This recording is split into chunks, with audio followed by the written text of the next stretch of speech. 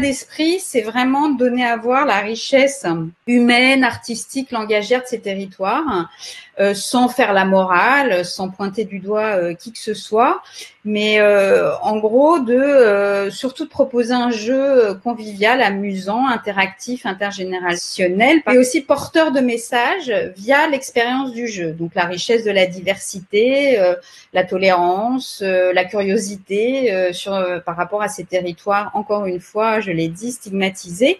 En gros, c'est rendre familier ce qui paraît lointain, parce que les cultures urbaines, quand on y réfléchit bien, puis le jeu le montre, elles se diffusent partout où la société, où les jeunes s'en emparent notamment, elles inspirent plein d'artistes. Et finalement, que le jeu, c'est notre conviction de départ, est une arme assez efficace contre les préjugés.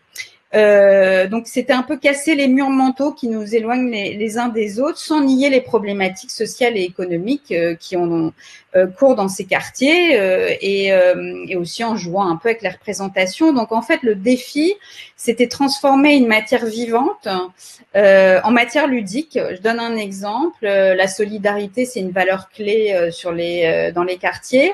Par exemple, dans Unda, on ne peut pas gagner sans les autres. C'est un jeu semi-coopératif, même si on est trop joueuse pour ne pas céder à la tentation qu'il y ait un gagnant à la fin. Donc, Unda, c'est le diminutif de underground, et dans certains quartiers, c'est en fait ce mot désigne tout ce qui a trait à la culture des cités. Et donc, grâce à ce jeu qui peut jouer avec plateau ou sans plateau, on bat le pavé de cette cité française, qui est une cité, on va dire, imaginaire, riche de tout de tout le contenu vivant qu'on a pu y apporter. Et on y apprend son histoire, ses codes, ses moyens d'expression, ses modes de vie, etc. Je l'ai dit, c'est un jeu de plateau. Il y a des cases de couleurs différentes qui correspondent à des univers différents. Je donne quand même un peu de détails pour donner envie. Il y a 4 univers: école, rue, association et maison. École, c'est des questions de culture générale. Rue, c'est des questions autour du langage. Association, c'est des défis collectifs.